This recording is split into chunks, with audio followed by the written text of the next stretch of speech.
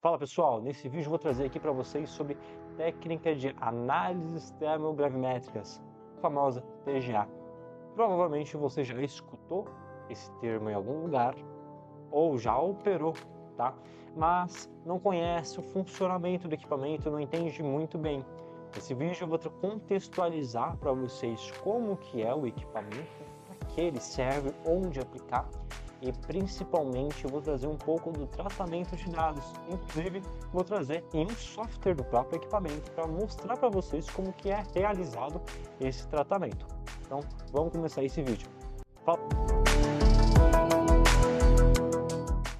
Bom, a análise termogravimétrica, TGA, ela é uma técnica presente no grupo de análises térmicas, onde ela tem como objetivo de avaliar o comportamento mássico do seu material, da sua amostra, em função da temperatura ou tempo em uma atmosfera controlada. Lindo, né, essa frase? Mas o que quer dizer? Você vai ter um material da sua escolha que você está estudando, você vai submeter ele em condições de temperatura, de atmosfera, taxas de aquecimento diferentes e com essas condições que você está trabalhando com o seu material, ele vai apresentar um comportamento. Ele vai apresentar uma perda, um ganho ou uma estabilização na massa. Pode ser que não ocorra nada com o material. E o que a gente pode trabalhar na TGA é condições de atmosfera inerte, atmosferas redutoras, oxidantes, tá? Uma atmosfera inerte, como posso usar como exemplo, nitrogênio, hélio, argônio, normalmente utilizamos nitrogênio e argônio, tá? Ou uma atmosfera oxidante, um exemplo, ar sintético, oxigênio, ou até mesmo uma atmosfera redutora, que é o CO, o monóxido de carbono. Esses são alguns exemplos de atmosferas que a gente pode trabalhar. Vou trazer um desenho aqui. Esse desenho mostra como que é o equipamento por dentro. Ele tem um sistema de balança por baixo, tá? Nesse sistema entra alguns gases que a gente já vai trabalhar, né, para submeter o nosso material. Aí o equipamento ele vai ter sempre um gás protetivo que ele normalmente fala para proteger a balança, que sempre é um gás inerte. Porém as demais entradas de gás é gás de ensaio que você vai trabalhar no teu material, que é os exemplos que eu apresentei para você: gás inerte, oxidante, redutor. E com esses gases eles vão para cima, onde vai ter o forno com a tua amostra, tá? Na temperatura em que você programou, na taxa de aquecimento em que você programou também no software. E aí, com esse sisteminha de balança, o teu material vai poder perder ou ganhar massa. E com isso, o equipamento registra essa variação de massa que está ocorrendo, formando um diagrama que eu vou apresentar para vocês nesse vídeo ainda. Claro que para você fazer a análise, você tem que avaliar algumas coisas. Por exemplo, o tipo de cadinho. Cadinho é o recipiente que você coloca o teu material para fazer análise. O tipo de haste, ou seja, é um suporte onde você vai apoiar este cadinho que eu mencionei, e ele vai medir a temperatura também que está ocorrendo essas transformações na tua amostra, tá? Então, você tem vários fatores que você tem que avaliar antes de começar o ensaio em si. Mas os principais que a gente acaba verificando é a temperatura que queremos trabalhar. Então, dependendo do equipamento, você consegue trabalhar de 1.200 graus, 1.400 graus, até mesmo temperaturas negativas, que você faz o controle com nitrogênio líquido, podendo chegar até menos 200, menos 100, mas isso depende do modelo do equipamento, tá, pessoal? Isso não é regra padrão, né? Vai depender do equipamento, da marca, do modelo. Você consegue definir taxas de aquecimentos diferentes. O que seria essa taxa de aquecimento? É quanto que a temperatura vai aumentar por minuto, tá? Normalmente é expressa por Kelvin por minuto, tá? Ou graus Celsius por minuto, mas dá na mesma. A variação de temperatura é a mesma coisa, não vai mudar por causa da grandeza que se mudou, tá? Então você consegue trabalhar isso. Normalmente o pessoal, a gente que trabalha nessa área de técnica de análise termogravimétrica, às vezes a gente utiliza uma taxa de 10 Kelvin por minuto, tá? Podendo aumentar ou diminuir, mas isso vai depender do que você precisa avaliar no teu material. E além disso, da gente definir apenas uma temperatura limite, por exemplo, quero aquecer meu material até 1.200 graus e acabou meu ensaio. Não, você tem uma outra opção de trabalhar com uma temperatura isotérmica. O que quer dizer? Você aquece o teu material até a temperatura que você deseja e mantém nessa temperatura pelo tempo que você precisar. Ou seja, uma programação de 1200 graus por 1 hora. Você vai submeter teu material, a sua amostra, até 1200 graus e manter por esse período de 1 hora. Para que isso? Primeiro ponto é para estabilização de massa. É a primeira coisa que eu quero apresentar para vocês um termograma, né, quando a gente fazer o tratamento de dados, é que quando a gente está vendo o comportamento máximo do material, normalmente algumas pessoas interrompem ou a programação que ela colocou no software do equipamento acaba terminando bem onde está ocorrendo uma perda de massa. Aí vai depender muito do que o analista quer encontrar. Se ele quer uma perda total do material, é importante você ajustar essa programação. Por exemplo, se eu estou trabalhando com até 1200 graus, apenas isso, e o meu material começa a perder mais massa, além das perdas anteriores de massa, ele começa a perder mais massa, chegando próximo de 1200 em um ensaio em serra, eu não consigo determinar minha perda de massa total. Por quê? Eu acabei interrompendo o próximo passo que meu material iria provocar, né, no gráfico em si. Nesses casos, é ideal você aumentar o tempo, 1200 por 1 hora, por exemplo, 30 minutos que seja. Por quê? Você tem o tempo dele estabilizar essa massa e conseguir quantificar a perda total que ocorreu do teu material. Eu vou trazer primeiro um exercício para vocês entenderem como que funciona, tá? Pessoal, começando esse primeiro exercício aqui, que eu falei que ia trazer para vocês, um exercício bem simples, tá? Bem didático, um pouquinho diferente da realidade que eu vou mostrar para vocês no software, né? Depois, como é feito o tratamento, mas trazendo aqui para vocês esse exercício para ver como mostrar para vocês como que faz o cálculo da determinação de certos compostos, né? Como a gente consegue saber o teor de certos compostos no nosso material. Então, começando aqui, ó, uma amostra contendo umidade, carbonato de magnésio e carbonato de cálcio foi analisado por TGA nas seguintes condições: atmosfera de nitrogênio, taxa de aquecimento de 10 graus Celsius por minuto ou 10 Kelvin por minuto, tá? Se vocês verem um exercício que tenha Kelvin no lugar, é a mesma taxa, não tem problema e uma massa inicial de 12 miligramas. Lembrando que essas condições aqui que é informada, tá? A taxa de aquecimento, a atmosfera, para o exercício assim não vai fazer muita diferença, tá? O bom é que vem um gráfico aqui que você acaba avaliando, né?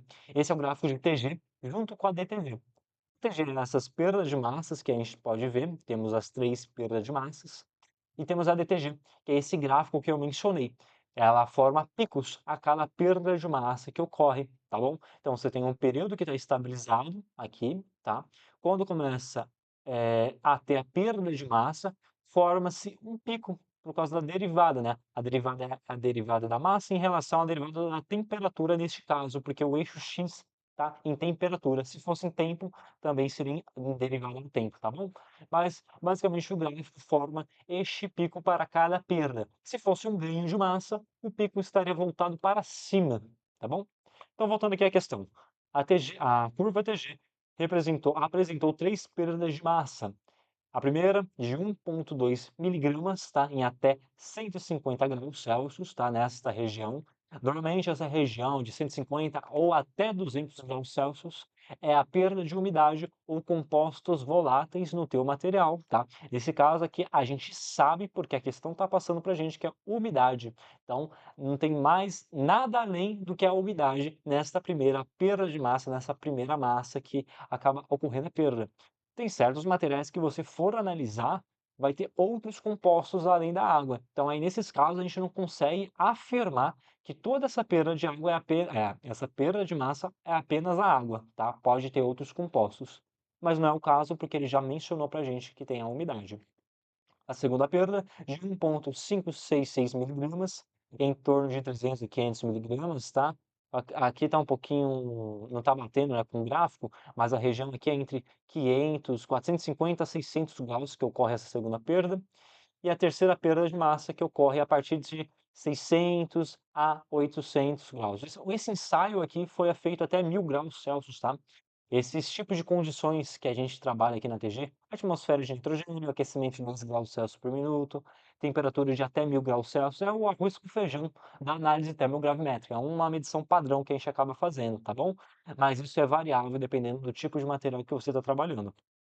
Uma coisa aqui que é interessante, nessa faixa entre 400 e 600 graus, 700 graus, é a liberação de CO2 do teu material. Normalmente ocorre essa liberação de dióxido de carbono no material, seja esse que está no enunciado, né, na questão que eu estou trazendo aqui para vocês, ou uma amostra que você for tratando, tá bom? Mas quero deixar claro, não é regra, tá? Essa faixa que eu falei de 400 a 700 graus, que pode ser a liberação de dióxido de carbono, não é regra. Isso vai depender do teu material. O legal é que nessa técnica de análise termogravimétrica você consegue acoplar com uma outra técnica complementar, por exemplo, um espectrofotômetro de massas, para você associar essa perda de massa com os compostos que estão sendo identificados pelo massas, tá? Pelo espectrofotômetro de massas. Porque, como deu um exemplo no início, até 200 graus a gente tem a perda de água e pode ter compostos voláteis no meio, né? Não é o caso dessa questão, mas se for uma amostra pode ter a umidade e outros compostos voláteis. Como a gente pode ter certeza com isso, né? A gente acopla com uma outra técnica complementar para tirar essa dúvida nossa, tá bom? Então a gente tem essas três perdas de massas, vamos fazer a resolução desse problema. O primeiro passo é identificar os eventos, então a gente tem a primeira perda, que é a umidade, a segunda é a decomposição, né, do carbonato de magnésio, formando óxido de magnésio mais CO2, e a terceira, que é a decomposição do carbonato de cálcio para óxido de cálcio e CO2, tá? O segundo passo é calcular a umidade, que é o processo mais simples aqui, tá? Que é esta primeira perda de massa. A gente tem 1,2 miligramas de perda de massa nessa primeira, tá? Como é informado. A gente tem uma massa total de 12. Fazendo essa relação, esse cálculo simples, a gente tem um 10% de perda de massa ou 10% de umidade no nosso material, tá bom? O terceiro passo é calcular o carbonato de magnésio, tá bom? A gente tem a relação entre o carbonato de magnésio e CO2, as massas moleculares deles, como que é 84, que é o do carbonato, e 44, que é do CO2. Essa relação dá uma razão de 1,909. Esta razão a gente multiplica pela massa da segunda perda, tá? Que é 1,566. Esse valor que a gente obtém de ponto 2,99, tá?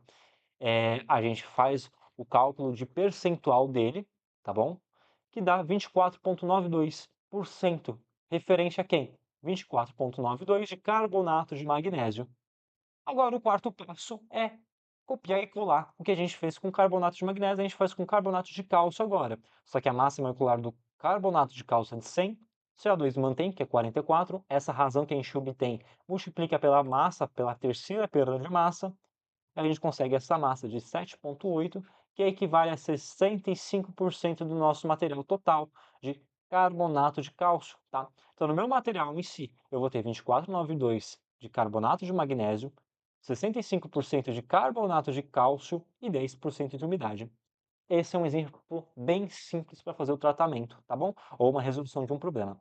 Agora eu vou trazer para vocês o software, como faz o... Bom, pessoal, trazendo esse exemplo aqui para vocês, tá? De uma análise de TG que foi feito. As condições que foram feitas aqui, a gente trabalhou até 1.300 graus, deixa eu confirmar aqui, ó. Isso daqui, ó, até 1.300 graus, manteve por 1 hora a 1.300 graus, tá? Essas condições de ensaio que foram utilizadas. Por que a gente manteve por 1 hora, não uma isotérmica? Pelo motivo de que não ocorreu a estabilização, ó. 1.300, podemos ver que ele está bem alinhado. Deixa eu pegar essa linha aqui para vocês verem. Bem alinhado no meio do início da fase da perda de massa aqui. Se eu terminasse meu ensaio que ocorreu, ou aconteceu isso, eu não tenho a finalização do meu material, tá? Então, nesse caso, eu precisei aumentar e estender o tempo de análise para ter a estabilização de massa, tá bom? Vou mostrar aqui um tratamento bem rápido, bem simples aqui para vocês. Nesse caso aqui eu não consigo inverter, que é o eixo X, ó, tá em temperatura, ou tempo, aliás, e aqui este eixo Y, a gente tem a temperatura. Não consigo inverter porque eu tenho uma isotérmica, né? Onde eu mantenho por um determinado período de tempo a mesma temperatura. Nesse caso, eu não consigo inverter por causa desse motivo. Vou retirar os gases de purga, tá? Que é esses gases aqui, ó, essas linhas aqui, normalmente no software vem isso. A gente desabilita, tá bom? Vou aplicar DTG. Ó, podemos ver um detalhe interessante aqui para mostrar para vocês. Tá vendo esse pico que ressaltou? não ocorreu a estabilização correta na balança, tá? Mas como a gente queria ter uma noção, a gente acabou analisando mesmo assim, tá? Outro motivo também é que a gente vai pegar o primeiro ponto, se a gente der um zoom um máximo aqui, a gente vai pegar o ponto inicial, onde está zero, né? Quando a gente vai programar a nossa TG, a gente zera a balança. Então nesse ponto aqui, nesse início de ponto, onde eu vou fazer a determinação aqui, ó, puxando essa linha, vou pegar o primeiro ponto de todos, onde é zero, e com isso eu já consigo fazer a quantificação. Mas lembrando que a TG é importante fazer uma correção. O que seria essa correção? A correção é todas as condições de trabalho que você pretende fazer, de análise, né, no caso, só que com cadinho vazio. Por quê? Você elimina ruídos, tá bom? Vou mostrar aqui para vocês o tratamento. O que eu vou fazer? Cliquei na linha de TG, vou aplicar a primeira derivada, que é a DTG. Ó, como ela formou. Tem muito ruído. Isso que você vai ver várias vezes, tá bom? Se você principalmente não tiver com a TG em um local muito tranquilo, tiver muito movimento na TG, vai ter muito ruído sim, tá? Isso é normal. Mas não tem problema, o software acaba trazendo para você ferramentas que acabam tirando esses ruídos, tá? Então eu vou colocar aqui, ó. Ótimo. Essa ferramenta ela acaba tirando pontos, tá, do meu gráfico, para que fique uma coisa mais bonita, né? Mais bonita não, mais precisa, vamos dizer assim, tá? Podemos ver que teve essa variação aqui na DTG, isso daqui, alguma batida, algo do gênero que acabou afetando na nossa curva, mas isso daqui não vai interferir em nada pra gente. Vou apertar na linha de TG aqui e vou determinar as massas. Como eu vou fazer isso aqui, pessoal? Ó, lembra que o ganho de massa eu falei? Aqui, ó, teve um aumento por causa desse pico que ocorreu, tá? Por isso que teve um aumento na DTG. Vou considerar o ponto inicial aqui, tá? E a estabilização, vou pegar bem neste ponto, tá vendo? Nesta região onde tem a estabilização da DTG. Venho aqui, tá? E aperto um Apply. Lembrando, pessoal, se eu mexer um pouquinho para o lado, um pouquinho para o outro lado, vai interferir no resultado, tá bom, pessoal? Mas não tem problema não. Ó, por exemplo, vou jogar um pouquinho para cá, tá? Aqui tá tendo ruído, ó, mas aumentou o resultado. Se eu jogo um pouquinho para cá, vai diminuir o resultado. Por quê? O meu gráfico em si, ele está inclinado, tá vendo a TG? Ela não está reto, uma linha reta. Ela está tendo ainda perdas que estão ocorrendo. E isso pode ser pelo fato da taxa de aquecimento. Por mais que eu utilize uma taxa de aquecimento de 10, ainda pode ter resquícios dessa primeira perda que está ocorrendo aqui. Com isso, acaba inclinando meu gráfico e não tendo uma linha de base reta, tá? Mas isso é normal, não tem nenhum problema. Caso vocês queiram melhorar, é reduzir a taxa de aquecimento para 5, por exemplo. Vamos continuar nosso cálculo aqui, ó. Mesh Change, vou vir aqui para determinar a nossa segunda perda de massa. Delimito aqui, ó, onde ficou azulzinho. Vou pegar a segunda estabilização, tá? Vou pegar mais ou menos nesta região. Mesmo caso aqui, ó, tá vendo que o gráfico está um pouquinho inclinado? É normal porque é por causa da taxa de aquecimento. Vou dar um Apply 7,33%, beleza? E a gente vai fazendo isso, pessoal, até a gente ter todas as perdas de massas que a gente precisa, tá? Nem sempre a gente vai precisar de todas as perdas de massas, tá? Porque vai depender muito do objetivo que você está trabalhando. Aqui, ó, tem uma pequena variação, uma pequena perda, tá? Eu vou considerar, tá bom, pessoal? Vou pegar aqui bem nesse ponto aqui, mais ou menos estável. Posso pegar mais ou menos aqui, tá? Aqui está tendo muito ruído nessa região. Vou pegar nessa região que está um pouquinho mais estável, uma perda de 2,96. E daqui eu vou jogar para o final já, tá bom? Apply e dá um OK. Então aqui são as perdas de massas de cada etapa do meu material. Aqui realmente não foi por causa de delay, vamos dizer assim, da perda de massa anterior, mas sim por algum composto que estava aqui também no meio que acabou saindo, tá? Isso pode acontecer, sim, por isso que tem uma perda, um pico um pouquinho pequeno, mas é normal acontecer. E temos essa perda maior aqui, tá? Uma coisa interessante que a gente pode fazer com a DTG, além de utilizar só para visual, a gente pode determinar as temperaturas que estão ocorrendo, tá? Isso daqui é um dos jeitos, tá, pessoal? Vou fazer que esse daqui é mais fácil. Vem o pique. Opa, vamos apertar de novo. Delimito na minha curva de DTG aqui o ponto que eu quero, o pico que eu quero pegar, que é este, por exemplo, e dou um apply. Ele me vai informar a temperatura que está ocorrendo essa transformação. Mas veja bem que o pico ocorre bem no meio da transformação, tá? Ele não está me falando o início que ocorre a transformação e nem o final. Ele fala exatamente no meio que está ocorrendo essa perda de massa. tá? Isso eu posso fazer para cada um dos picos, tá bom? Lembrando que cada software vai ter uma ferramenta um pouquinho diferente, pode ser que não seja igual, da mesma maneira que a gente está fazendo aqui, mas o intuito é o mesmo, tá bom? Ó, deixa eu mudar aqui o texto para vocês darem uma olhada melhor. Result Text, isso mesmo, ok. 137.9, aqui temos a 362, vou arredondar, não ficar falando vírgula não, 891 e por fim 1.300 graus que ocorre. Lembrando que essas temperaturas vai me informar durante o processo de perda de massa e não no início. Se fosse fazer o início, eu teria que selecionar outra ferramenta, tá? Que não está habilitada aqui no momento, mas se for, é isso daqui, é a transformação inicial que ocorre. Outra forma que a gente pode também calcular o que resta, né, no nosso cadinho é o residual mass. Ele está aqui embaixo, eu apertei aqui e foi. Isso quer dizer o quê? É o quanto que sobra no nosso cadinho. Então a gente tem as perdas de massa em cada etapa, temos as temperaturas que ocorrem cada dessas perdas e o quanto que sobra no nosso material final. Então aqui, no final, residual mass, eu tenho 45,42% de material restante no meu cadinho a 1.300 graus. Bom, pessoal, então esse foi o vídeo. Eu queria trazer para vocês como que funciona o tratamento de dados, além de um conceito básico da TGA, tá? Se você tem um equipamento desse no teu laboratório, precisa aprender mais como utilizar, quais parâmetros devo trabalhar para ter um resultado confiável, pode entrar em contato comigo, manda mensagem aqui nos comentários mesmo deste vídeo, ou uma mensagem no direct, na Ellen Treinamentos. Vou deixar aqui na imagem, o link aqui embaixo no Instagram também para vocês poderem entrar em contato. A gente se vê no próximo vídeo. Até mais!